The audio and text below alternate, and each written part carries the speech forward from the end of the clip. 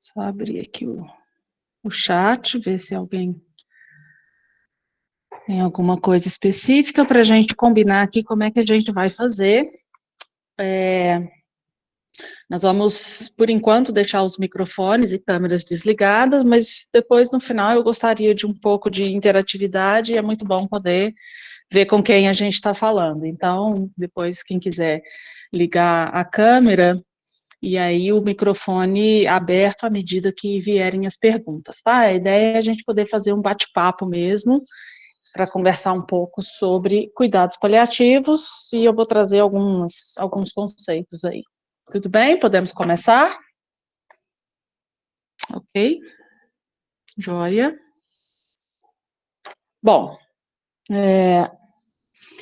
meu nome é Érica, sou professora, Érica Lara, eu sou médica de medicina de família e comunidade, com atuação em cuidados paliativos, faço parte da Academia Nacional de Cuidados Paliativos, sou secretária-geral da academia nessa gestão, sou também coordenadora do Grupo de Trabalho de Cuidados Paliativos da Sociedade Brasileira de Medicina de Família e Comunidade, coordeno a residência de Medicina de Família e Comunidade do programa da PUC, em parceria com a Santa Casa, aqui de Goiânia.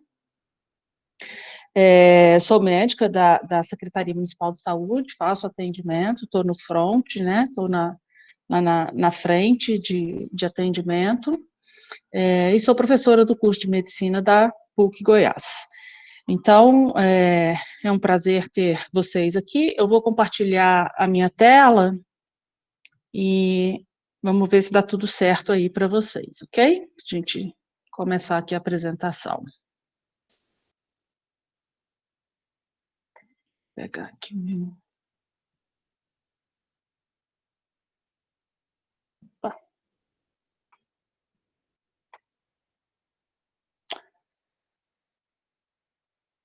Bom, eu estou com a tela inteira e não consigo ver vocês. Alguém pode abrir aí o microfone e falar se está vendo a minha tela compartilhada? Por favor, se deu certo?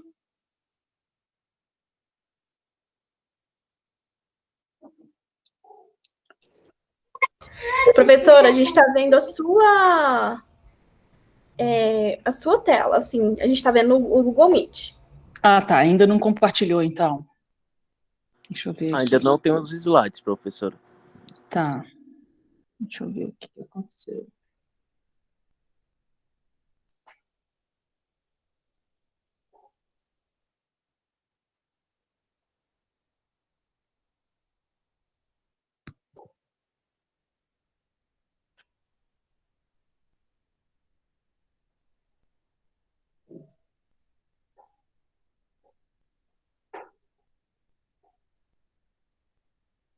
Professora, você foi no certo em apresentar agora, só que você tem que apresentar para a gente a tela inteira ou uma janela.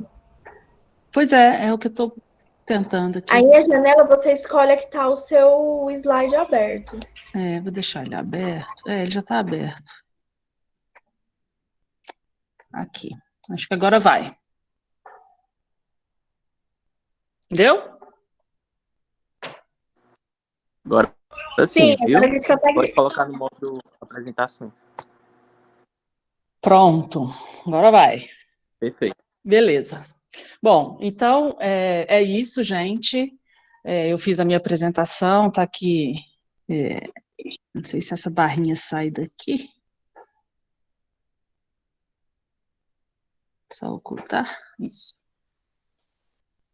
Minha apresentação, como eu disse. Ao longo da apresentação, como eu não estou vendo a tela aqui, então eu não vou ver o chat, tá? Se alguém tiver alguma pergunta específica que quiser perguntar naquele momento, fala um oi aí, pode interromper, não tem problema não. É só porque, como eu não vou ver se alguém mandar lá no chat, não dá para a gente saber, tá bom? Então vamos lá, gente, para a gente falar um pouquinho sobre cuidados paliativos como competência essencial aos profissionais de saúde. Bom, primeiro de tudo, o que é uma competência? Né? Se a gente buscar os conceitos tanto da da educação quanto da gestão, a competência, ela é o conjunto de conhecimentos, habilidades e atitudes, né? O famoso chá. O conhecimento, e cada vez mais no mundo que a gente está, no mundo de, né, Doutora Érica, a moderno. gente perdeu a tela. Não estão vendo? Alguém apresentou no seu lugar e aí acabou tirando a sua tela. Aí você tem que parar de apresentar e voltar. Coisas da tecnologia. Deixa eu ver aqui. Sua tela ainda está visível. Retomar a apresentação.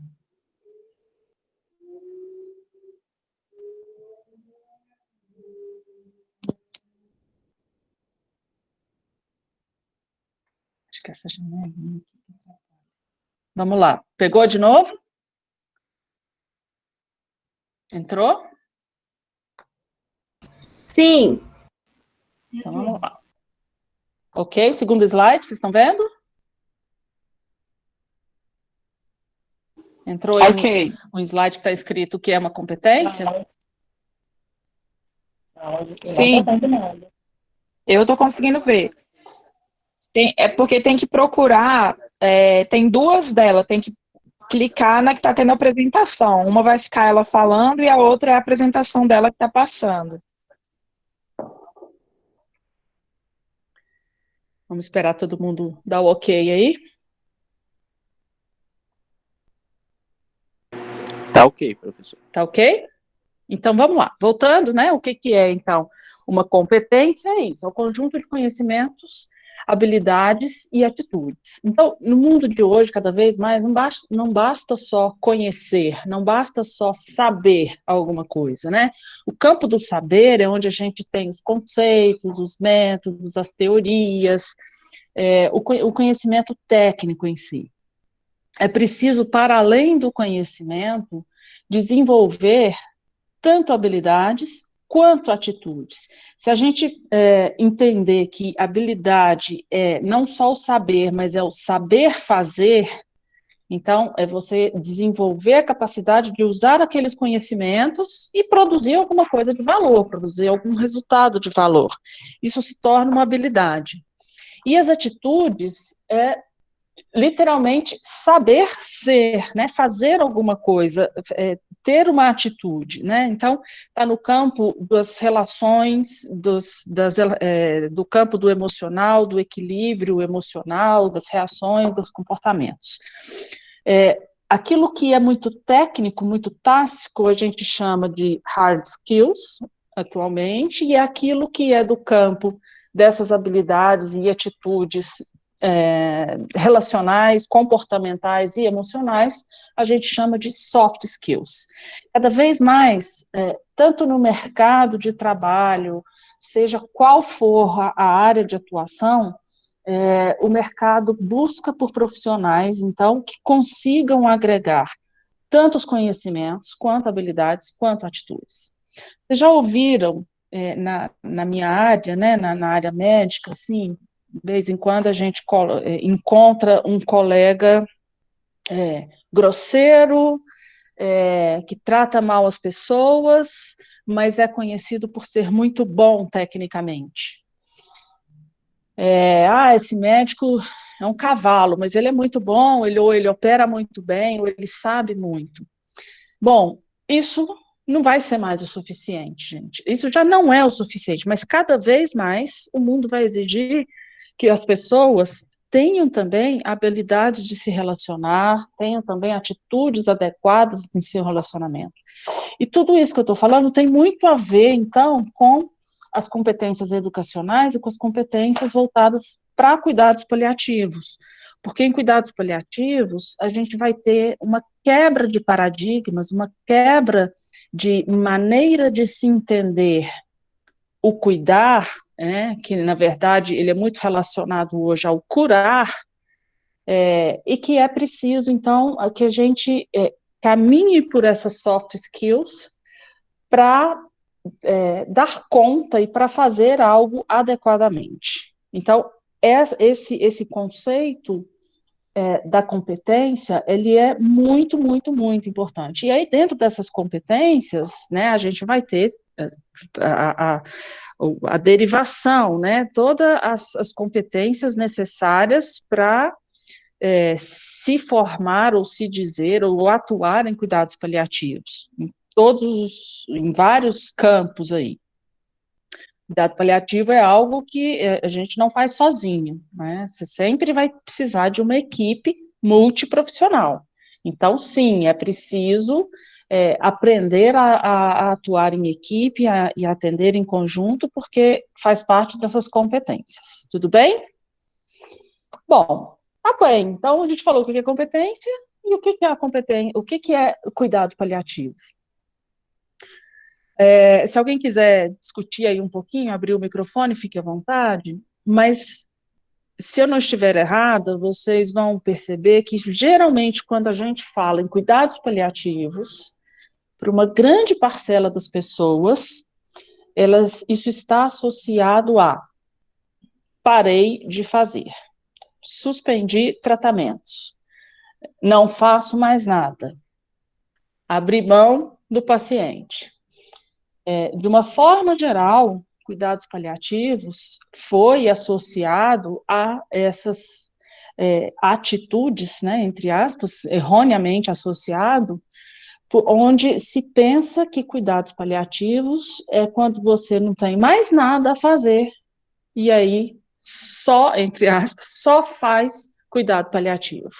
E o que a gente vai discutir aqui hoje é justamente para desconstruir essa ideia, este conceito, e a gente trabalhar um pouquinho mais, então, do que é de fato cuidado paliativo. Eu gosto muito dessa figura, tá todo mundo vendo a figura na tela? Tem um homem num cavalo, com uma espada na mão, cortando uma capa. Tudo bem? Tá todo mundo vendo? Vou tomar isso como um sim. Essa figura, ela é muito representativa, porque esse homem foi considerado santo, ele é São Martinho, esse homem que está no cavalo, foi um soldado romano, que ao voltar de uma batalha, se depara com um mendigo em condições precárias, com muito frio, na chuva, e ele se compadeceu dessa pessoa e cortou um pedaço da sua capa, do seu manto, e deu a ele para protegê-lo do frio, da chuva. Então, esse é um conceito de cuidado paliativo. Paliativo vem da palavra paliare, que quer dizer cobrir com manto. E esse manto é chamado pallium, esse que vocês estão vendo aí nesse cavaleiro, nessa pessoa, né? É o pallium. E o pallium, então, é um manto protetor, é algo que tem um simbolismo de proteger contra as intempéries da natureza, proteger contra as intempéries da vida de uma forma geral, proteger contra a doença. E aí, não só a doença física, como a doença, né, que acaba se expandindo, e quando a gente adoece em vários campos, em várias dimensões. Então, a proposta, a ideia, a filosofia embutida no cuidado paliativo é exatamente o que diz essa figura, é proteger com manto. Esse manto chamado pallium, tá? É daí que vem a palavra. Paliativo, muitas vezes, as pessoas falam até errado, coloca E aí no lugar de si, fala, é um paliativo, né? Muitas vezes isso é associado a uma gambiarra. Vou fazer um paliativo aqui só para botar panos quentes, só para despistar. E, na verdade, paliativo tem um simbolismo muito maior, que é isso que eu acabei de explicar para vocês, que é isso que eu acabei de falar, que é sobre a proteção que o pallium nos dá, né? Eu acho isso muito bonito. Daí, se a gente pega, então, o conceito que a OMS, a Organização Mundial de Saúde, traz, que isso vem desde 1990, trazendo a evolução desses conceitos. O conceito mais utilizado ultimamente, né, atualmente, é esse de 2002, embora já haja um conceito mais atual em 2017, mas ainda há alguns detalhes que esse conceito de 2017 está sendo trabalhado, com algumas pequenas diferenças. Mas, na verdade, a OMS traz, então, que cuidados paliativos, conceitualmente, é uma abordagem. Antes falava que era um tratamento. E aqui já muda para uma abordagem, porque a abordagem quer dizer uma coisa ampla. A abordagem quer dizer que vai requisitar de mim, profissional, aquele conceito de competência. Eu preciso ter conhecimentos, habilidades e atitudes. E é uma abordagem que busca qualidade de vida. Opa!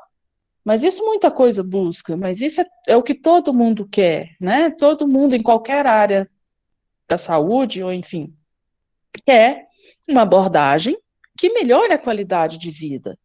Mas melhora a qualidade de vida de que forma?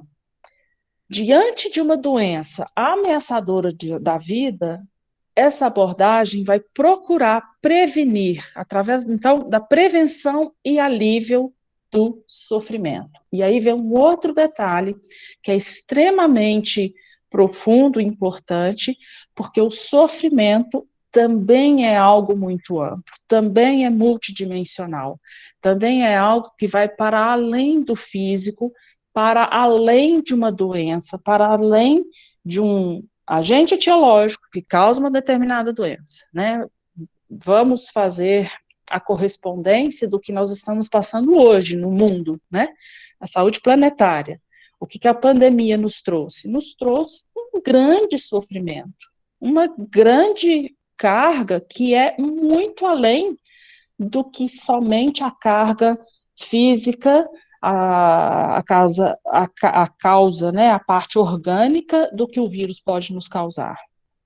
Então, essa prevenção e alívio do sofrimento, ela é no campo do físico, do psíquico, do social e do espiritual.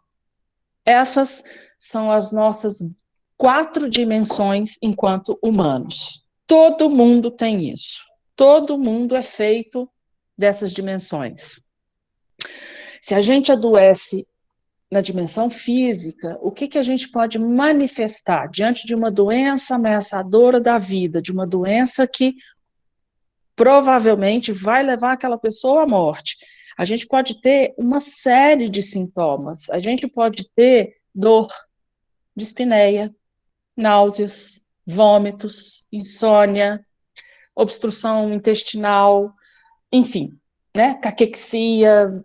A gente pode ter os sintomas físicos que são aparentes, que muitas vezes são medidos, são mensurados, e isso, muitas vezes, a gente, numa construção, né, que vem da saúde, erroneamente focada na doença, nessa parte a gente costuma ser muito bom, a gente costuma saber o que fazer, né? A pessoa está com dor, vamos tratar a dor, ou vamos descobrir a causa da dor para tratar essa dor, está com dispneia, está com náusea e tal. Então, nessa dimensão física, e é claro que ela merece muita atenção, essa dimensão física, ela é extremamente importante, porque ela é foco do cuidados paliativos, onde nós vamos não mais tratar a doença, mas nós vamos tratar os sintomas causados por aquela doença. E os sintomas, muitas vezes, os mais prevalentes, assim, só citei alguns aqui, são esses. E aí a gente precisa ter precisão cirúrgica para tratar esses sintomas, porque esses sintomas causam muito sofrimento. Então, na dimensão física, a gente vai ter isso. Mas, como eu disse, não é só na dimensão física que a gente adoece na dimensão psíquica, na dimensão psicoemocional, até um pouco mais do que só o psíquico, né? Às vezes pode associar o psíquico ao psiquiátrico, mas é o psicoemocional, na verdade. E essa dimensão, ela pode ser manifestada por ansiedade, por medo, por depressão ou tristeza. Depressão não só como uma entidade nosológica, uma doença, né, mas como todos os aspectos que a depressão agrega. Medo, gente. Olha a pandemia, o que trouxe para nós, uma grande carga de medo, né? A gente tem medo. E não tem exame que se faça que vai medir a quantidade da proteína medina no nosso sangue, ou no nosso escarro, ou no nosso pulmão, ou seja lá onde for. Não existe. Isso é do campo do subjetivo. Mas esse medo é tão importante porque ele afeta o físico, por exemplo, né? Quantas vezes a gente atende um paciente que desenvolve uma síndrome chamada síndrome do pânico, onde uma das manifestações é um medo intenso, um medo iminente de morrer. E aquela pessoa está sentindo aquilo mesmo, só que você não palpa fisicamente. Ela tem um medo que precisa ser tratado. Então, diante de uma doença ameaçadora da vida, principalmente, né, que é muito do que a gente vai falar no cuidado paliativo, frequentemente essas pessoas têm medo. Pode ter medo da morte, pode ter medo do morrer, pode ter medo da dor, pode ter medo de perder as pessoas, pode ter medo de não ser mais quem ela é, pode ter um monte de medo. E a gente tem que estar atento para as dimensões psicoemocionais também, para poder saber tratar também os sintomas que esbarram, né, que vão aí por essa dimensão. Além disso, a dimensão social, nós somos seres sociáveis, nós somos seres que precisamos estar em sociedade, a gente é feito disso, é feito para isso. Olha o quanto é difícil o isolamento social, né? Olha o quanto é difícil a gente dar conta de se afastar, né, de estar longe, de não socializar-se, porque a gente tem essa necessidade. No campo da dimensão social, essa pessoa que tem uma doença ameaçadora da vida, ela tem questões que precisam ser resolvidas na família, questões que precisam ser resolvidas em relação à casa dela, a casa não só o espaço físico, mas como o que a casa representa, né? Os benefícios, essa pessoa é aposentada, essa pessoa não é, ela tem algum benefício que ela precisa deixar para essa família, porque isso tem relação com um dos medos dela, de desamparar essa família, ela é a única provedora, e aí, como é que está isso?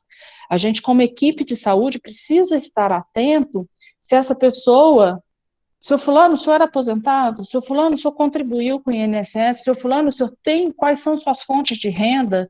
E a gente precisa ajudar a organizar, porque nós sabemos que o desfecho daquela doença dele será fatal, ou dela, né, daquela pessoa, será fatal.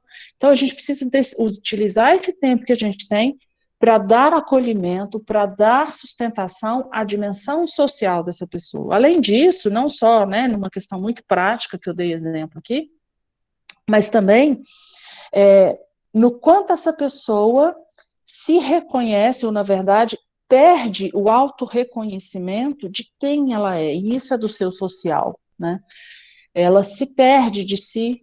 Nas demências, por exemplo, a pessoa se esquece de si mesma, né? Se esquece da sua própria vida, quem ela é, quem ela representa. O quanto um câncer, uma doença, uma falência orgânica avançada compromete aquele indivíduo a tal ponto dele já não ser mais, já não possuir mais aquela representação social que ele tinha até então. E isso traz sofrimento. E a gente precisa estar atento para isso, para esse lado, né, para essa dimensão dessa pessoa. E, por fim, a dimensão espiritual, que muitas vezes é confundido com a dimensão religiosa, mas que não necessariamente é a mesma coisa. A religião, ela simplesmente faz parte, é um dos meios, um dos caminhos de acesso à dimensão espiritual, mas não necessariamente, às vezes ela é o descaminho, inclusive, né? Coisas aí atrapalhadas no campo da religiosidade que podem interferir no campo da dimensão espiritual. O espiritual é aquilo que é o campo do sagrado da pessoa, o que faz sentido, qual que é o significado para ele, o significado de vida, o significado de morte, o significado como um todo. E esse campo, essa dimensão, ela é muito importante. Ela é tão importante que cada vez mais na minha atuação prática, no meu dia a dia, eu elenco essa dimensão como a mais importante do ser humano. É por conta do nosso sagrado que a gente sabe, a gente reconhece o quão humanos nós somos. E ao reconhecer que o quão humano nós somos, a gente abre a competência, a possibilidade de reconhecer o humano no outro. E é aí que a gente humaniza a medicina, humaniza a assistência ao cuidado, né, à saúde, enfim. É porque é a possibilidade da gente reconhecer o meu humano no outro, né, e o outro enquanto humano. Esse é o significado da sacralidade, do sagrado, da dimensão espiritual. Um dia a gente conversa um pouco mais sobre isso, mas a dimensão espiritual também pode ser entendida como a dimensão existencial. Né? Às vezes o espiritual causa uma certa confusão, isso que eu falei da religião, mas todo mundo tem essa mesma dimensão, que é o correspondente ao existencial. Então, por vezes, uma pessoa que não se declara com nenhuma crença espiritual, né, algo do tipo, alguma crença religiosa que a conecta com o espiritual, essa pessoa ainda assim tem essa dimensão do seu existencial. Por vezes ela é guiada ou ela é orientada pelos seus preceitos éticos e morais. E esse é o sagrado da pessoa. E é preciso, então, a gente conhecer aquele indivíduo. Quem é essa pessoa que tem esse câncer? Quem é essa pessoa que tem essa insuficiência cardíaca avançada, que está se comprometendo cada vez mais a qualidade de vida dessa pessoa? O que essa doença representa no campo do sagrado para essa pessoa? No seu campo dos seus conceitos éticos e morais. Então, todas essas dimensões são o foco do nosso trabalho. A gente não trabalha só na dimensão física. A gente não pode estar só voltado para a doença. E é daí que a gente começa a entender um pouco mais de que nós podemos nos desapegar da doença, né, e de que essa doença inexoravelmente levará aquela pessoa à morte. Não é spoiler para ninguém, né, não é spoiler dizer que um paciente em cuidados paliativos é um paciente que tem uma doença que o matará, a não ser que, vamos supor, ele tenha a sorte de ter um infarto fulminante diante de sei lá, tem uma esclerose lateral amiotrófica, mas morreu de infarto. Né? Ele não morreu daquela doença que estava lá se manifestando, mas a gente já não foca na doença e foca em todas essas dimensões, porque o centro dessa dimensão é esse desenho que está aí, né, do Michelangelo, do homem perfeito, é o nosso foco, é para onde a gente direciona o nosso cuidado. Bom, todos esses conceitos sobre dimensão física, psicoemocional, social, familiar, né, espiritual, existencial, lá na década de 60, uma grande pessoa, né, foi a Cicely Saunders.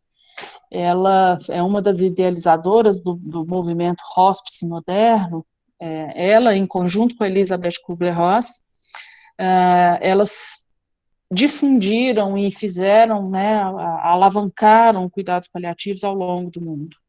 E a Cicely Saunders, ela deu um nome para esse sofrimento como um todo, né, da dor física, psicológica, emocional, espiritual, como dor total, chamou isso de dor total. Então, quando a gente fala em dor total, a gente não está falando só porque tem um problema físico, mas é tudo que as outras dimensões também estão sofrendo por causa dessa dor. Hoje a gente já expande, inclusive, esse termo de dor total para sintomas totais. Então, uma dispneia total, ela tem um alto componente ansiogênico, lá da dimensão psicoemocional, né?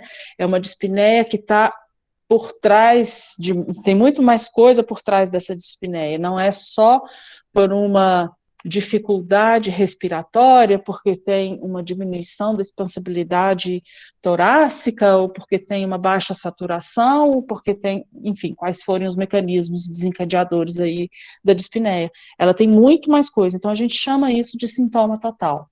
E se eu encerrasse aqui agora a aula e isso estivesse bem claro para vocês, eu já me dava por satisfeita.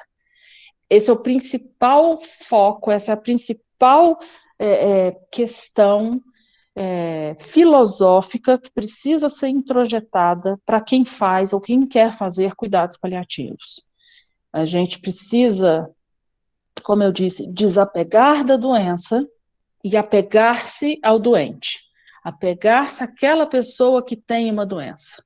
Lembrando que ela é multidimensional e lembrando que o adoecimento dela percorre por todas essas dimensões. E essas dimensões são focos do nosso trabalho. Não só do médico, mas do psicólogo, do enfermeiro, do físio, do fono, da nutri, enfim, de todos os profissionais, do assistente social, que é super importante aí, do assistente espiritual, de todos os profissionais que estarão envolvidos no cuidado dessa pessoa. Ok? Tudo bem? Vamos para frente.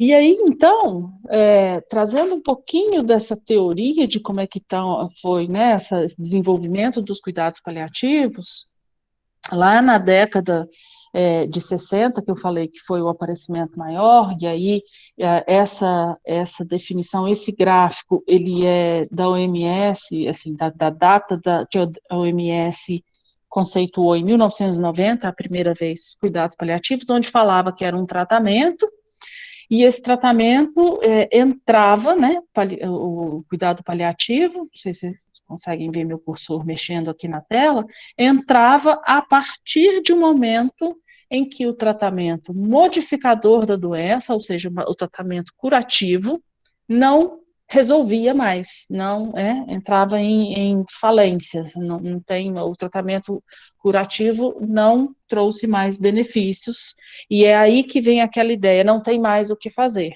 Então, agora, esse paciente passa para cuidados paliativos. E isso já é um conceito em desuso, a gente, por tudo aquilo que eu já falei, né, isso já não se aplica mais ao entendimento dos cuidados paliativos. Então, só para que vocês vejam, né, para que vocês entendam de onde vem essa percepção de que cuidado paliativo era algo que se fazia quando não se tinha mais nada a fazer. E aí esse conceito, então, evoluiu e passa a ser essa linha tracejada aqui do gráfico, o cuidado paliativo, e a linha preenchida, o cuidado modificador da doença, ou restaurador, curativo. E aí, a gente tem, então, agora uma percepção de que cuidado paliativo, ele pode entrar em qualquer momento dessa trajetória, dessa doença, mas preferencialmente lá no começo, a partir, inclusive, do diagnóstico. A partir, inclusive, de um diagnóstico de um câncer que tem grande chance de ser curado. Só que o sofrimento que essa doença traz e todos os aspectos aí envolvidos cabem toda aquela abordagem que eu falei do conceito de cuidado paliativo como alívio e prevenção do sofrimento. E é por isso que o cuidado paliativo, ele pode vir desde o diagnóstico. Em conjunto, é o que vocês estão vendo aqui no gráfico, em conjunto com a parte modificadora, né, o tratamento modificador da doença. Você vai continuar, ele vai acompanhar, então eles seguem em conjunto.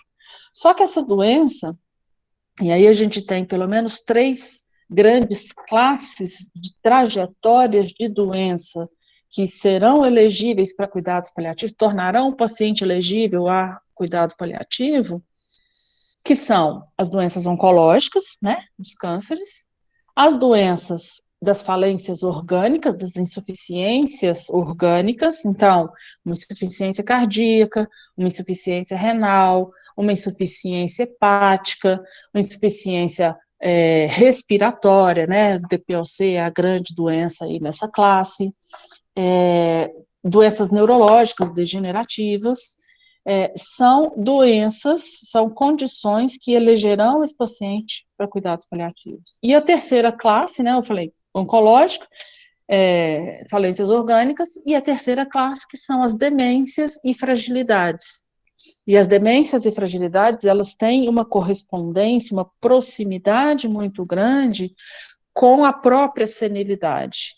E aí, se a gente entende que a população mundial, especificamente a brasileira, está invertendo a sua curva demográfica e epidemiológica, está mais exposta às doenças crônicas, então a gente percebe, né, começa não, mas a gente já sabe disso, percebe que grande parte da população será elegível a cuidados paliativos, inclusive nós, que se Deus quiser estamos envelhecendo, né? Quem não envelhece morre cedo, então é bom que se envelheça, eu pelo menos quero envelhecer bastante, e aí, ao envelhecer, apesar de todos os cuidados que a gente tem com a saúde e tudo mais, a gente está, por outro lado, se expondo há mais tempo às doenças crônicas, as doenças degenerativas, as demências, as fragilidades. E aí a gente, então, vai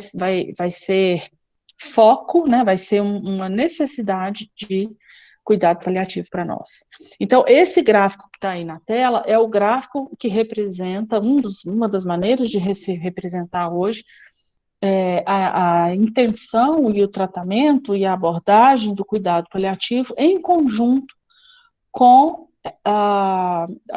o tratamento modificador da doença, com o tratamento curativo. Percebam que nesse gráfico você vai ter um determinado momento do avanço dessa doença, né, o avanço lá do tratamento, quer dizer que a doença está avançando, e em um determinado momento há um declínio desse tratamento. É quando cuidados paliativos assume um papel ainda maior. É quando, à medida que o tratamento modificador da doença declina, é necessário avançar e oferecer ainda melhor ainda, os cuidados paliativos, né? Toda essa abordagem. E aí muitas vezes quando você tem, que momento é esse, né? É quando você tem um câncer que vinha muito bem, estava indo em bom tratamento, estava até respondendo à quimio, às vezes você teve até uma remissão, 5, 6, 7 anos depois, você tem uma recidiva, e essa recidiva já me aparece com metástase, e aí é um declínio muito rápido, né, rapidamente essa pessoa tem uma piora do seu estado de saúde e acaba morrendo muito rápido. Nas doenças orgânicas, nas falências orgânicas, você tem aquele avançar constante, né, de um DPOC que era antes, lá atrás, aos 35 anos, 40 anos, 40 e poucos anos, um DPOC de uma classificação mais branda, um DPOC-B, um Gold B, por exemplo, e aí ele começa a avançar pelos critérios clínicos para um DPOC Gold C, um DPOC Gold D, né, já tem mais um comprometimento maior da saúde dessa pessoa. Essa doença, ela inevitavelmente vai levar ao óbito, né? Vai ter aquelas exacerbações, aquelas pioras, a pessoa interna, vai para UTI, melhora, volta, sai, mas daí a pouco está internando de novo, é uma nova pneumonia, e assim vai toda essa trajetória. Assim como acontece muito também nas insuficiências cardíacas. Então, quando o tratamento modificador da doença declina, cuidados paliativos aumenta, é necessário ter uma potencialização desse tipo de cuidado, dessa abordagem. O cuidado paliativo ainda se intensifica mais ainda no que a gente chama de cuidados de fim de vida, naquele momento bem próximo da morte. Essa linha aí, nesse gráfico, né, essa linha vertical, é o momento da morte, né, o óbito da pessoa. Próximo a esse óbito é onde se intensifica mais ainda a abordagem dos cuidados paliativos, e é onde realmente a gente já não tem benefício qualquer daquelas medicações que até então tratavam a doença, ou daqueles procedimentos propostos para tratar a doença. E aí a gente tem, então, uma potencialização, uma intensificação dos cuidados paliativos. E a gente ainda faz o cuidado paliativo, ainda permanece depois do óbito, depois que o paciente morreu, a gente ainda promove cuidados paliativos para a família através da assistência ao luto. É um campo muito importante, onde a gente está junto, toda a equipe. Isso não é um campo exclusivo do psicólogo ou do psicólogo da equipe, embora ele seja essencial, né? Mas por vezes, por conta de toda a transdisciplinaridade, frequentemente o médico acaba exercendo uma função ali em determinado momento de psicólogo, ou o assistente social, ou, enfim, o próprio psicólogo, por tantas vezes, acaba fazendo uma assistência social, né, que seria um campo exclusivo do assistente social. Então, há uma transdisciplinaridade muito grande na equipe, onde a gente dá toda essa assistência. Lembrando que quem adoece é o doente e a família, né, é esse complexo aí, é essa unidade terapêutica chamada doente, família e equipe, né? E a instituição que cuida, a equipe que cuida, também pode adoecer junto, e a gente tem todo um campo dentro do cuidado paliativo que é voltado para o cuidar de quem cuida, que a gente precisa se preparar para isso. Bom, dito isso, então como é que a gente junta o que era lá competência do que são os cuidados paliativos? Quais são essas competências em cuidados paliativos, né? O que seriam essas competências? E aí eu trago alguns exemplos para vocês. Olha só que interessante, Hipócrates, muito tempo atrás, né? Lá nos primórdios da medicina, considerado o pai da medicina, já dizia isso, que é preciso, ele diz, o médico deve, mas não é só o médico. Tudo que eu falar de médico aqui, gente, entendam como equipe, tá? Deve curar quando possível, aliviar quando necessário e consolar sempre.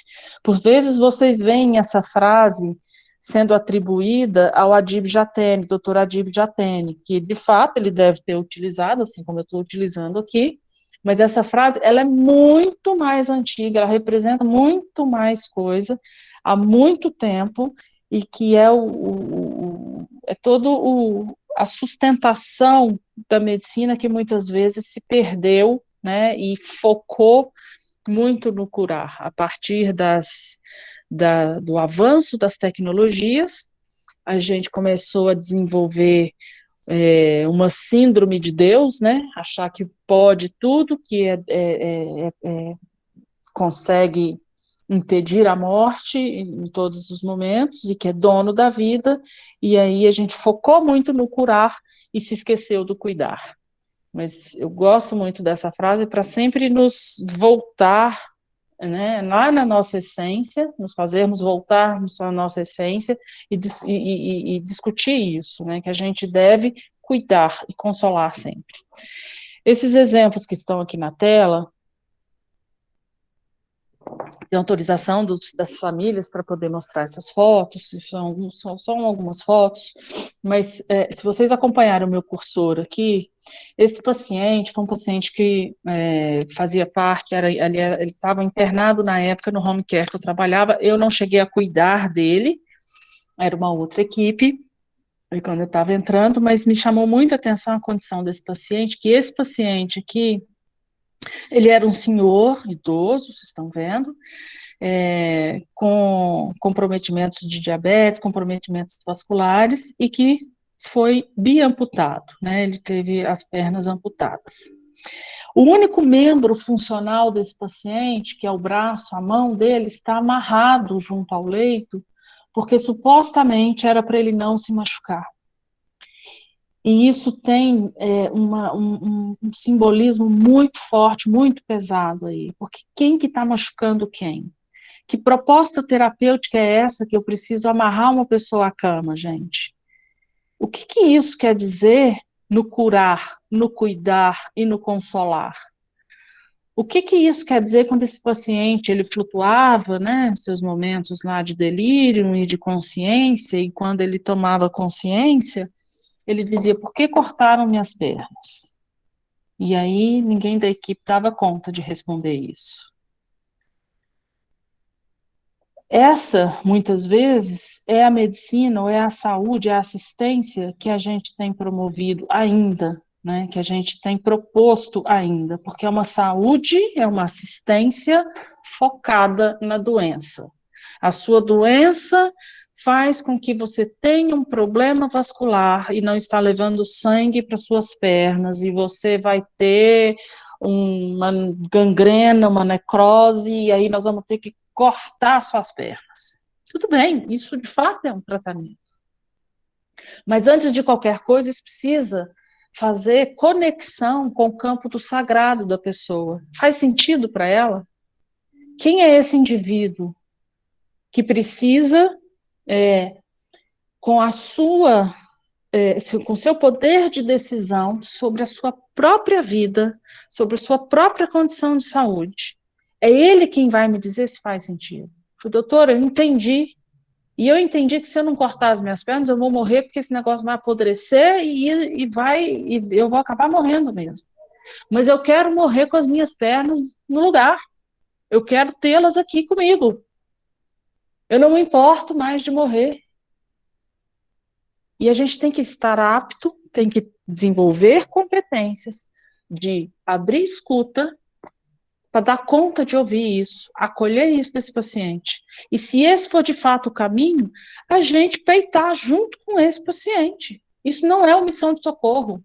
Isso não é deixar de fazer aquilo que precisava, teoricamente. Isso é dar assistência à pessoa. A gente precisa, então, quebrar realmente esses conceitos inadequados, errados, retrógrados, do que é prestar assistência à saúde de alguém. Essa senhora aqui, é uma outra que essa foi minha paciente no home care uma época, né, quando eu trabalhava em home care, e essa pessoa, ela tinha uma história muito impactante também, muito triste, porque com 45, 47 anos, mais ou menos, acho que ela tinha 45 anos de idade, foi indicada a ela uma cirurgia de adenoide. E aí já é algo muito estranho, porque adulto nessa idade geralmente não opera de adenoide, né? É uma coisa assim, meio assim, será mesmo que tinha essa indicação? E essa mulher faz uma anafilaxia na cirurgia, né? Ela teve uma reação alérgica, anestesia, faz uma hipóxia tremenda e volta nesse estado que vocês estão vendo aqui, nesse canto direito inferior da tela, volta com uma sequela neurológica intensa, de uma carestia, uma carência muito grande de cuidado. Quem cuidava dela era uma irmã que era técnica em enfermagem, e por ironia do destino, ela também era técnica em enfermagem. E 2 semanas antes dela entrar nessa cirurgia que eu estou contando a vocês, ela foi visitar uma pessoa amiga, uma comadre, que tinha tido um AVC e tinha ficado na cama, né, no estado meio vegetativo na cama, e ela falou para a irmã dela, fulana, se um dia me acontecer alguma coisa assim, você não me deixa ficar nesse estado, Quando uma pessoa fala isso, gente, ela está já dando uma direção sobre as suas escolhas e vontades e desejos, que hoje a gente chama de diretivas de vontade, diretivas antecipadas de vontade, sobre que tipo de cuidado que a gente vai prestar para essa pessoa. E não é que você vai fazer eutanásia, não é que você vai matar essa pessoa, mas você vai deixar com que a evolução natural dessa condição, dessa doença, com que permita com que essa pessoa morra, ao invés da gente ficar segurando esse indivíduo ali. E essa pessoa, essa mulher que vocês estão vendo na tela, ao longo de 9 anos que ela ficou na cama, ela teve 7 ou 8 paradas cardiorrespiratórias e foi reanimada em todas. 7, se não me engano, foram 7 paradas. Antes dela vir para o home care. 7 paradas cardiorrespiratórias. Ou seja, aquilo que ela falou lá atrás não fez. Ninguém deu ouvidos. A irmã, coitada, não sabia que podia. E no dia que eu conversei com ela sobre esse assunto, ela ficou chocada. Falou, doutora, mas pode? Quer dizer que pode fazer isso? Quer dizer que ela pode, a gente pode não reanimá-la? Pode. Ainda mais se ela disse isso para você um dia. Pode, porque esse desfecho não vai mudar. Ela vai morrer de alguma infecção, né? Ela era super colonizada, fazia antibiótico em casa e tal, e cada vez pior. E aí, sim, ela pode. Vamos deixar, essa pessoa tem permissão para a morte natural, para que aconteça, né? E a gente precisa, então, desfocar da doença e focar no doente.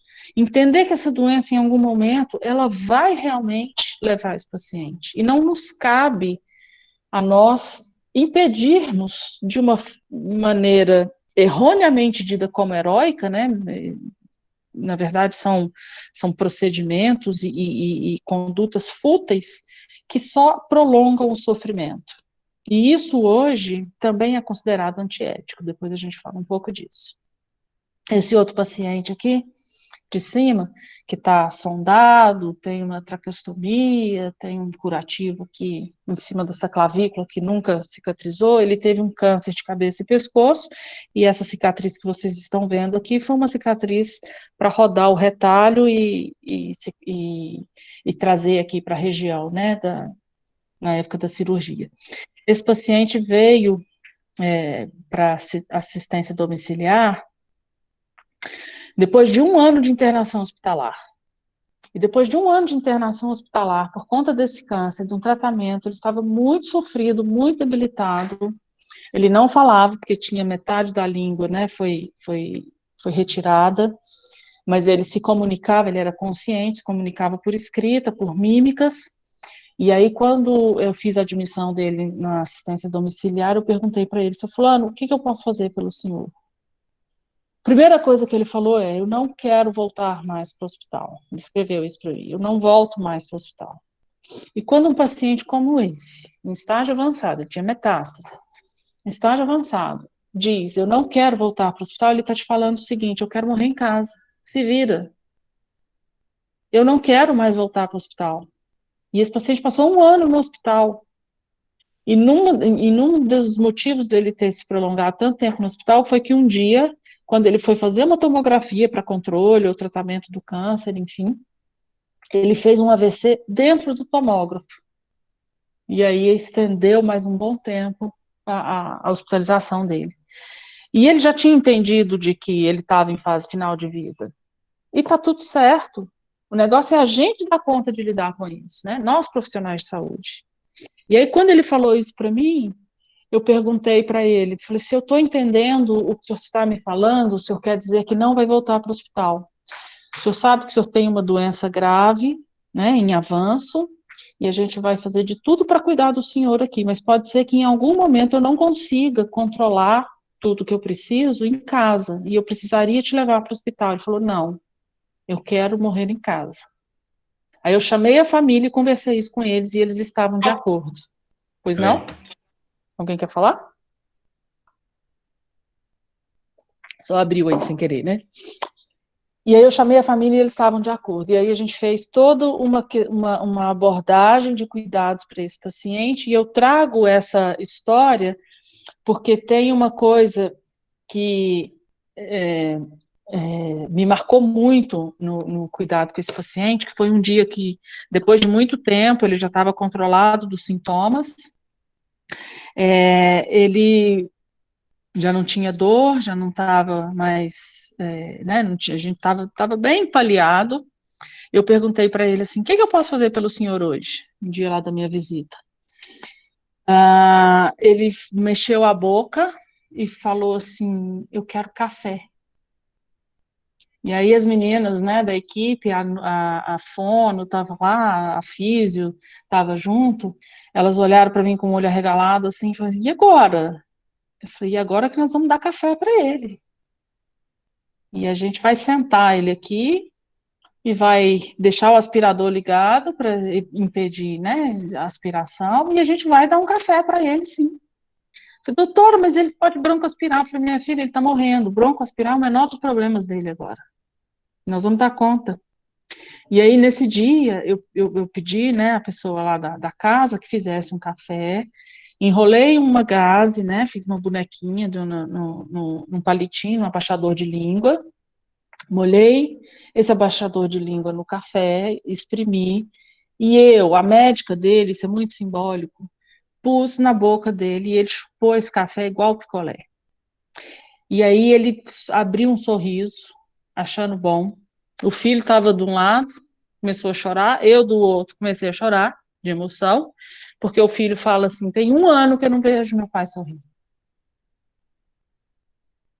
E é preciso a gente estar atento, é preciso a gente ter esse cuidado, gente, de que o tipo de cuidado nessas multidimensões, nesse momento esse café estava valendo muito mais do que a morfina que eu tinha prescrito, do que a escopolamina para melhorar a secreção. Era um café, só isso. E que dane-se se ele broncoaspirasse. Valia a pena. E ele nem broncoaspirou. E ele ainda teve uma sobrevida aí de 3 meses de cuidados em casa, morreu em casa, na forma como ele queria, paliado, sem agonia, sem sofrimento exacerbado, né, mais do que a própria doença já impunha, porque é possível fazer isso. Fazer cuidados paliativos é fazer isso. Isso são competências, é desenvolver conhecimento, habilidades e atitudes. Faz a bonequinha no abaixador de língua e dá esse café na boca dele, isso é atitude. Isso é possível se adquirir, isso é possível de se desenvolver. Né? A gente não precisa ficar parado lá só no conhecimento. A gente pode fazer mais. E é para isso que cuidados paliativos se propõe. Competência em reconhecer a terminalidade da vida. A gente aprende que desde pequenininho a única certeza da vida é a morte. E aí, se a gente não reconhece que isso vai chegar, a gente desfoca da pessoa e foca novamente na doença. Alguém tem alguma dúvida de que esse leão está mal? Está doente por algum motivo? De que esse leão, dentro de cuidados paliativos, a gente usa 3 termos: terminalidade, fase final de vida e processo ativo de morte. De que esse leão está muito próximo de, pelo menos, da fase final de vida, ou quem sabe até do processo ativo de morte. Alguém tem dúvida de que ele mesmo também reconhece de que o fim dele está próximo? A gente enxerga, a gente vê isso, é isso que acontece com os nossos pacientes. Está tão próximo que ele busca uma forma de se acomodar, ele busca uma forma de suspender tudo, ele deita e ele morre. Uma pessoa que tem uma doença avançada, ela não tem uma parada, ela morre, isso se chama morte. E é preciso a gente ter olhos atentos e ouvidos abertos para a terminalidade, para que a gente possa oferecer o melhor cuidado possível nessa fase, inclusive. Né? Para que a gente dê conta de lidar com isso, porque não há hidratação, não há suplemento, não há remédio que tire, depois de uma certa fase da doença, que tire essa pessoa dessa condição, que mude o desfecho. E aí é quando os nossos procedimentos, além de não trazerem benefício, começam a trazer malefícios, prolongam o sofrimento, pioram, exige de um corpo que já não tem tanto para dar, não tem fígado para metabolizar tanta comida, tanto nutriente hiperproteico, hipercalórico, que já não tem rins para excretar tanto remédio, que já não tem filtração glomerular suficiente. E é preciso a gente reconhecer isso. E para isso, eu faço com vocês aqui, eu peço para vocês, para a gente fazer uma reflexão de qual que é o sentido da vida. Né? Uma pergunta assim, filosófica, abstrata, né? Que percorre aí por coisas que muitas vezes a gente tenta evitar. E eu já estou quase encerrando a minha apresentação, mas essa parte é muito legal e muito importante, porque eu quero provocar vocês a pensarem em sentido, não como agora, neste momento, significado, mas eu quero que vocês pensem que sentido é uma grandeza da física, né? Na física a gente tem as grandezas escalares, por exemplo, tempo, temperatura, volume, massa, são grandezas que simplesmente por um numeral a gente identifica o que ela quer dizer. As grandezas que necessitam de uma direção e sentido, elas são chamadas de grandezas vetoriais, elas precisam ter um sentido, né, uma direção associada à unidade de medida, a um número, para que a gente possa entender o que aquilo quer dizer. As grandezas vetoriais são representadas por vetores, e os vetores são setas. Vocês lembram disso da física? Pois é. Então, se eu falar que ontem em Goiânia, estava terminando de preparar essa aula, estava 23 graus, todo mundo entende o que isso quer dizer, né? É uma grandeza escalar. É uma grandeza, tá lá, temperatura, 23 graus, tá ameno, tá gostosinho, não tá tão quente, também não tá frio e tal. Agora, se eu falo que eu quero ir de Goiânia a Brasília, e que eu preciso percorrer 200 quilômetros, né? Se eu não tiver um sentido, uma direção, eu posso pegar esses 200 quilômetros e ir para uma direção totalmente errada, totalmente contrária.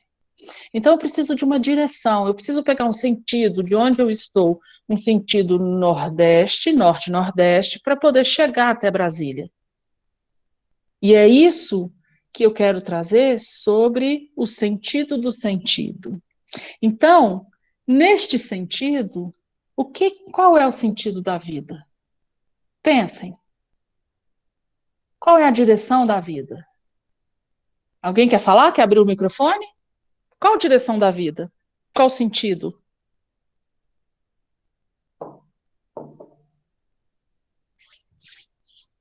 Alguém se arrisca? Gente, vocês estão aí?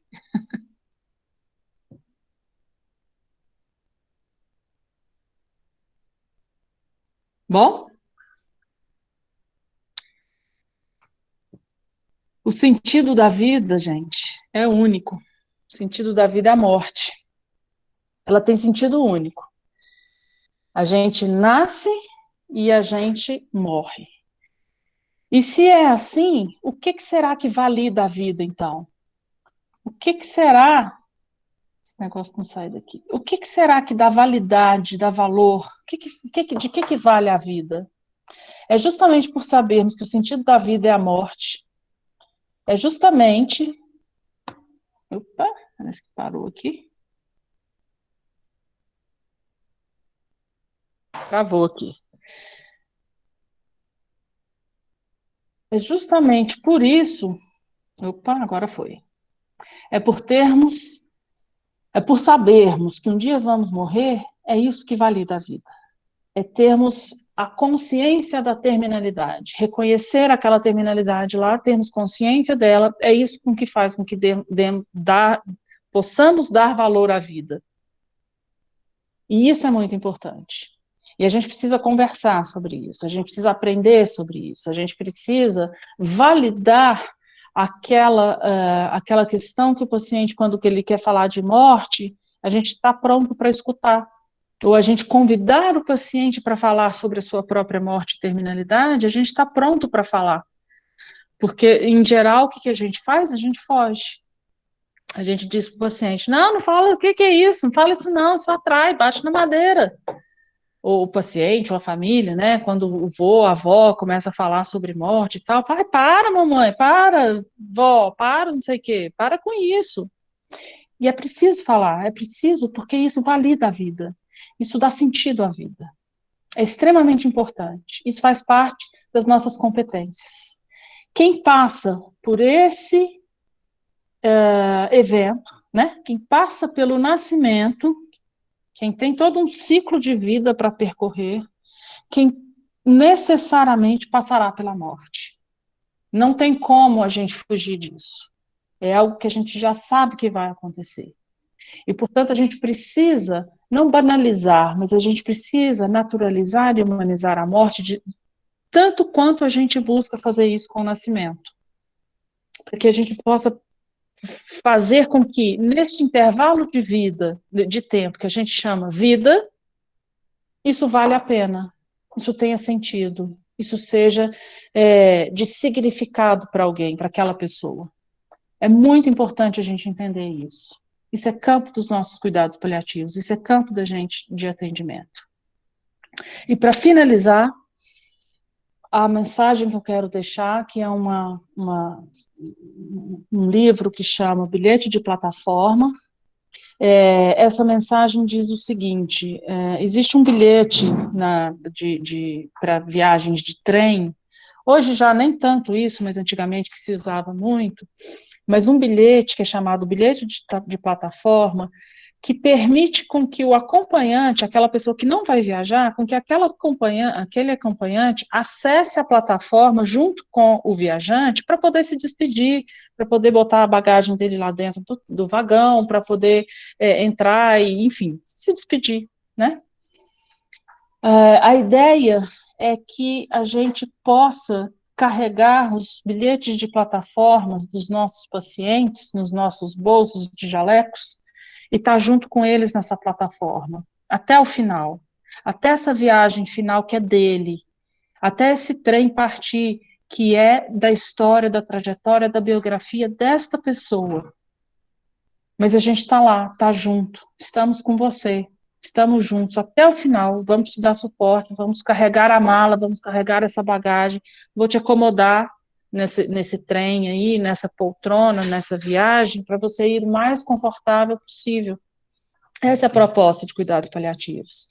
É que nós tenhamos os nossos bilhetes de plataforma dos nossos pacientes, e eu espero, sinceramente, que um dia alguém possa ter o bilhete de plataforma nosso, né, de nos acompanhar, porque todos nós vamos entrar nesse trem um dia, que seja o mais natural possível, o mais confortável possível, né, é isso que a gente propõe. Essa é a ideia, essa é a proposta. Agradeço aí, passei um pouquinho do tempo, acabei entrando atrasada por conta da internet, mas era isso que eu queria chamar a atenção para vocês, e acabei perdendo aqui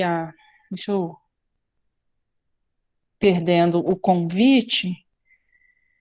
Vou voltar aqui para vocês, que é o convite da pós-graduação que a gente vai abrir no CEAF, tudo previsto para outubro, tudo dando certo, né? Nós estamos preparando um curso muito bacana, muito legal, com pessoas muito importantes do cenário paliativo no Brasil, para a gente trazer aqui para Goiânia um curso de ponta realmente e oferecer, né, essa possibilidade de capacitação multiprofissional em cuidados paliativos, ok? Agradeço e gostaria que vocês ficassem à vontade para abrir os microfones, para falar o que quiser, perguntar, tirar dúvida, compartilhar algum insight, alguma coisa que teve, enfim, estou aqui à disposição. Boa noite, Boa professora noite, Érica. Jefferson. Eu não queria tirar uma dúvida e sim agradecer pela aula, né, que você ministrou agora à noite. Foi uma aula de muito aprendizado, não só de fundamentação teórica, nem de prática, mas sim de um tratamento humanizado, né, que nós precisamos ter, nós profissionais da área da saúde. Eu sou fisioterapeuta e também trabalho muito nessa área do cuidado paliativo. E o máximo que eu posso deixar para compartilhar com nossos colegas é ter um tratamento humanizado, um olhar mais cuidadoso, atencioso com nossos pacientes. E essa aula foi muito perfeita. Eu queria agradecer pela oportunidade de conhecer, né, um pouquinho das suas experiências. Eu que agradeço aí você compartilhar com a gente essa sua visão e fico à disposição. Que bom que gostou e fez sentido aí para você. Para quem achou que fez sentido, mesmo que seja meio difícil, né, gente? Mas às vezes meio pesado, meio algo que a gente tende a não querer enfrentar. Se mexeu aí com alguém, é porque conectou no sagrado. Então, eu fico muito feliz. E também a gente tem que aprender, tanto como profissional, e também passar para os familiares a dor do luto, né? Que também precisa ser vivida, precisa Sem dúvida. ser sentida. Exatamente. E muito obrigado, então, viu? Eu que agradeço. Boa noite. Alguém mais? Boa noite, professora, tudo bom? Boa noite, Carolina. Isso, eu sou fisioterapeuta também, sou aqui de Brasília. Antes de questionar, eu queria parabenizar, assim, pela aula. Eu acho que falta muito ainda dentro do nosso meio profissionais que pensem dessa forma, né? Eu acho que a gente tem cada vez mais acompanhado essa mudança dentro do ambiente hospitalar, né? Eu trabalho na área hospitalar, mas ainda falta, né? Ainda falta muito a gente ter esse olhar realmente mais humanizado. O meu questionamento aqui em Brasília, mais especificamente um hospital que eu acompanho alguns alunos, que eu também dou aula, em relação a estágio, até a gente chegou a iniciar um protocolo, né, para acompanhamento de pacientes e, na verdade, instituir, né, esse cuidado paliativo quando era realmente, de fato, indicado. E isso era feito sempre em uma reunião de equipe, né, a equipe interdisciplinar ali com todos os profissionais, só que não ficou, nunca era muito claro, assim, para a gente, quais eram os critérios, né, que são utilizados para que a gente possa, de fato, caracterizar esse paciente como um paciente paliativo. Seria única e exclusivamente uma doença crônica, incurável, ou em questão de prognóstico, como que a gente caracteriza esse paciente como sendo paliativo, por exemplo?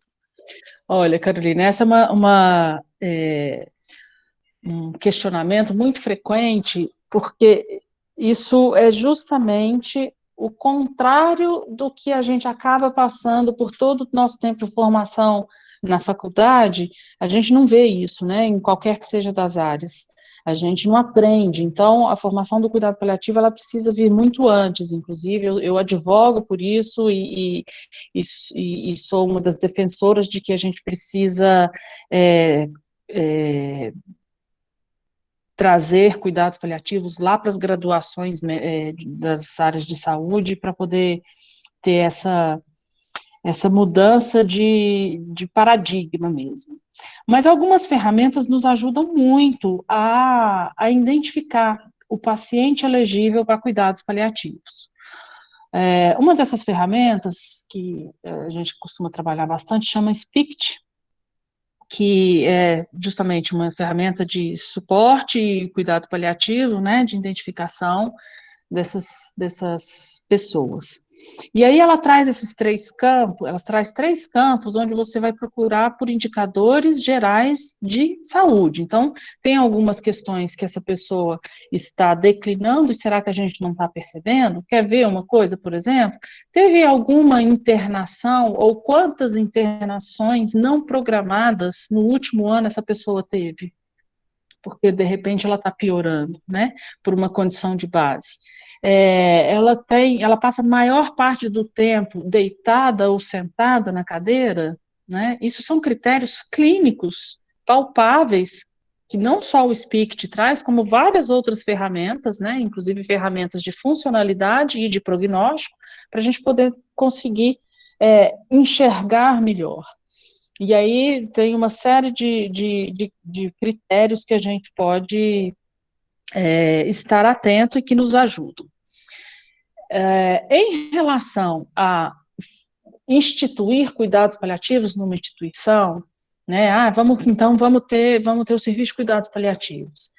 É um desafio muito grande, porque a gente não institui cuidados paliativos com protocolos, como a gente institui, né, a partir de todo um protocolo de uma doença XYZ, o tratamento, a conduta, o diagnóstico, prognóstico, Porque cuidados paliativos, como eu falei, ele é muito mais amplo, ele é uma abordagem que visa o alívio do sofrimento. Então, vai ter essa questão da gente identificar que uma doença está avançando, mas é preciso ter esse feeling e essa competência de expandir isso. Então, tentar buscar um protocolo de cuidados paliativos é cilada, é um serviço que não vai para frente. Você não vai conseguir, infelizmente, ou felizmente, porque não é por esse caminho. E aí a gente precisa ter toda uma sensibilização realmente, não só da equipe, mas da própria instituição, porque é um trabalho que a gente faz, inclusive de educação, à comunidade, à população, né? Isso que eu trouxe agora sobre o sentido da vida, sobre falar sobre a morte, é algo que nós ocidentais lidamos muito mal, falamos muito pouco. Então a gente precisa desconstruir tudo isso. E aí, quando você realmente promove um cuidado que alivia sofrimento, olha, para pensar. Quem seria o louco de recusar isso? Né? Quem quer? Peraí, não, mas por que você está recusando? Aí, se eu falo que é um cuidado paliativo, não, mas aí eu não quero. Então, precisa realmente ter um entendimento, uma sensibilização. Obviamente, essa apresentação aqui não tem a mínima pretensão de capacitar ninguém, não se sintam, né, assim, angustiados, porque eu precisava saber isso e tal. Não, porque é uma formação, né? É um curso realmente, é uma formação específica, por isso da proposta da pós-graduação, porque a gente precisa se capacitar. E a gente precisa tanto aprender tudo isso que você falou, de como identificar esse paciente, como abordar a família, como fazer reunião de equipe, como sensibilizar, identificar as resistências, muitas vezes que são institucionais, dos gestores, né? Mas espera aí.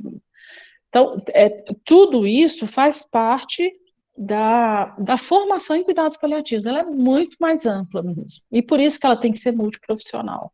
Então, você como fisioterapeuta, que vivencia, né, essas dificuldades, precisa estar inserida numa equipe que tem o mesmo propósito, para poder irem construindo a partir do que, né, lógico, já existe, tem muitas coisas que a gente vai utilizar que já existem mesmo, como eu disse, das próprias ferramentas, mas para construir para o perfil daquela instituição, daquele local, daquele trabalho, né, esse cuidado individualizado, personalizado.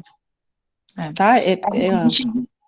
De fato, lá acabou realmente não funcionando, até ainda por uma questão de muita confusão ainda em relação aos conceitos. As pessoas, como havia sido dito, né, elas confundem muito um paciente paliativo com um paciente terminal, né, e são coisas totalmente distintas, e é o que eu sempre abordo. Não significa que o paciente tem uma doença que talvez irreversível, né, crônica, que ele não vá ter qualidade de vida, ou que a gente não possa intervir ou fazer nada, muito pelo contrário. Aí que a gente tem que realmente fazer para tentar proporcionar um alívio desses sintomas, né, uma melhor qualidade de vida. Eu acho que é muito importante mesmo essa abordagem já na graduação. Eu espero que realmente isso comece a mudar um pouco a nossa cultura mesmo, de ver a morte como sendo algo ruim, né, e de olhar com mais naturalidade mesmo para as coisas e tentar colocar isso desde o É. início.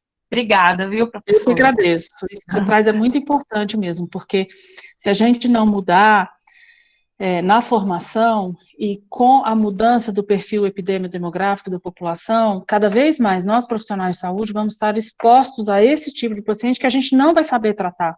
E isso traz muito sofrimento para a equipe. Cuidado paliativo tem um cuidado muito grande, toda uma formação muito voltada também, como eu disse, para cuidar de quem cuida. Então, se a gente não souber lidar com isso, e aí precisa realmente mudar lá nas faculdades, lá nas graduações, até antes disso, mas, enfim, na formação acadêmica, isso é essencial, a gente vai ter muito conflito cada vez mais, porque a população está envelhecendo e está mais exposta a essas doenças, né? Então, é preciso mesmo mudar.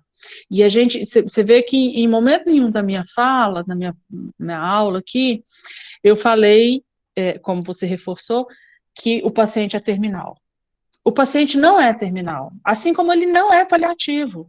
É a doença que ele tem que é terminal e é a doença que ele tem que o coloca com a necessidade de cuidado paliativo, né?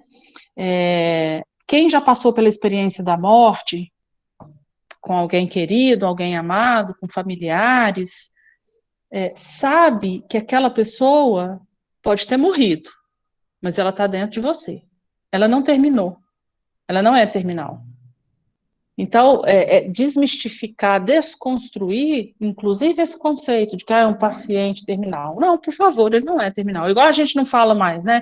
O paciente do leito tal, ou o paciente do câncer de fígado, né? Não, quem que é esse paciente? Ah, eu sou fulano, tem tantos anos e tal, né? Ele também não é terminal. E aí vem de toda essa formação que precisa ser conquistada, né, preparada, adquirida, as competências, né, precisam ser adquiridas. Obrigada pela sua participação. Aí em Brasília tem um trabalho bem legal do pessoal do Hospital de Apoio, viu, em cuidados paliativos. Não sei se você conhece lá. Aqui o hospital de apoio é muito bom mesmo. As meninas lá é muito legal o que elas têm feito. Alguém mais?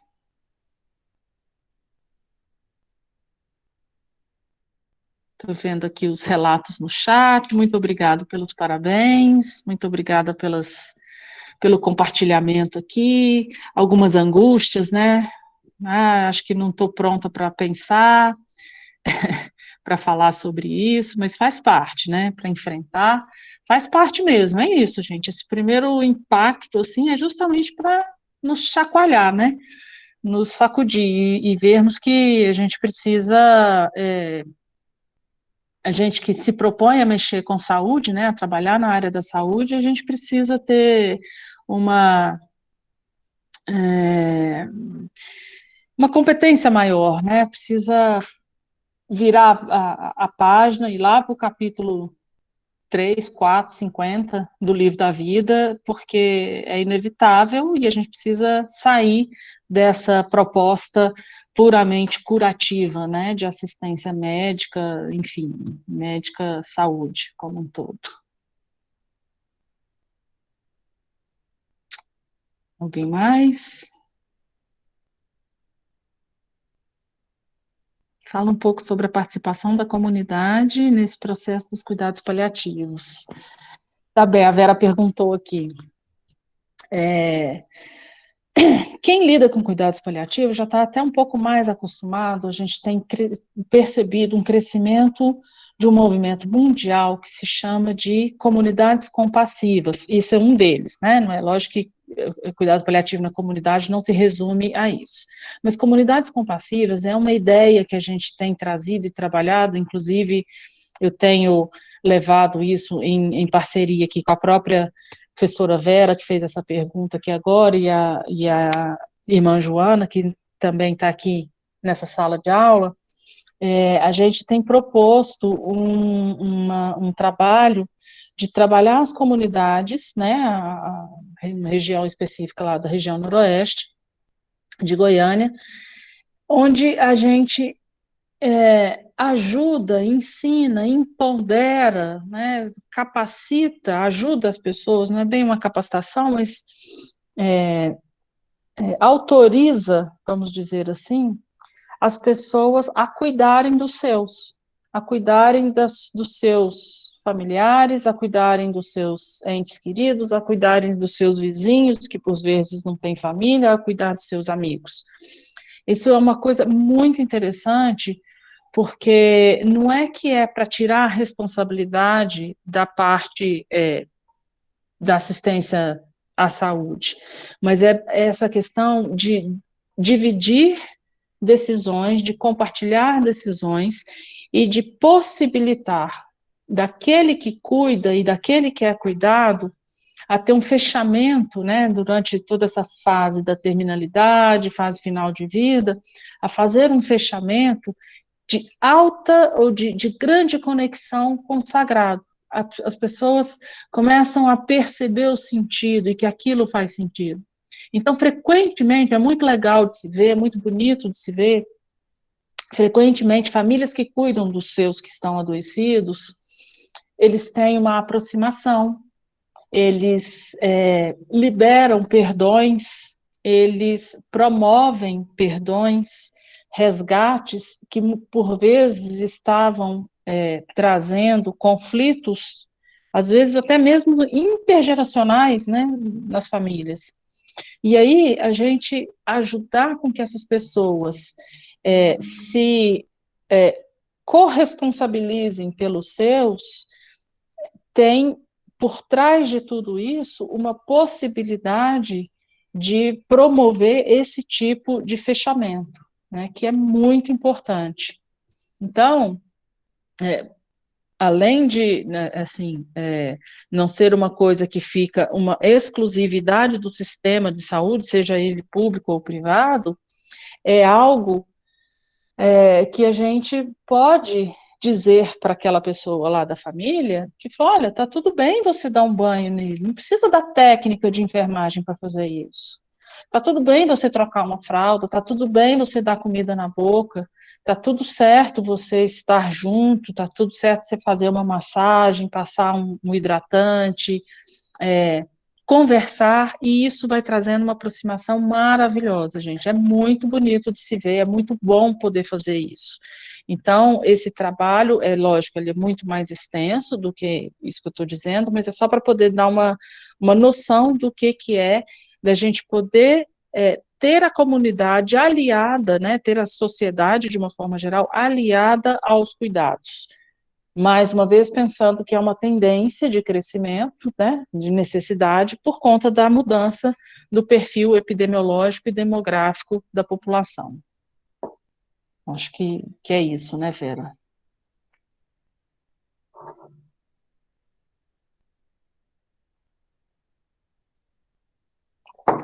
Beleza. Professora Edna também, agradecendo, eu que agradeço. Que legal que vocês gostaram. Mais alguém, gente? Deixa eu só tentar, já que vocês estão aqui, só tentar buscar, porque eu não sei o que aconteceu, que não salvou a foto aqui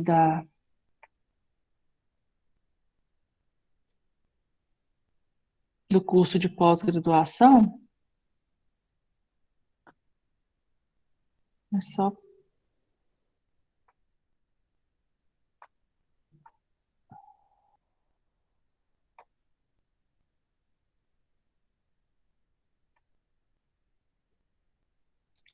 Vocês estão vendo minha tela?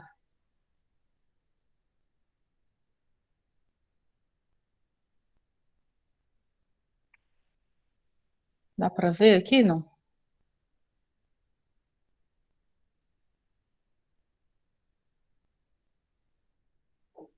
Não, tá tudo preto. Aqui a senhora está compartilhando. Hum, ele deu uma travada e não tá abrindo aqui. Deixa eu ver se eu consigo de novo.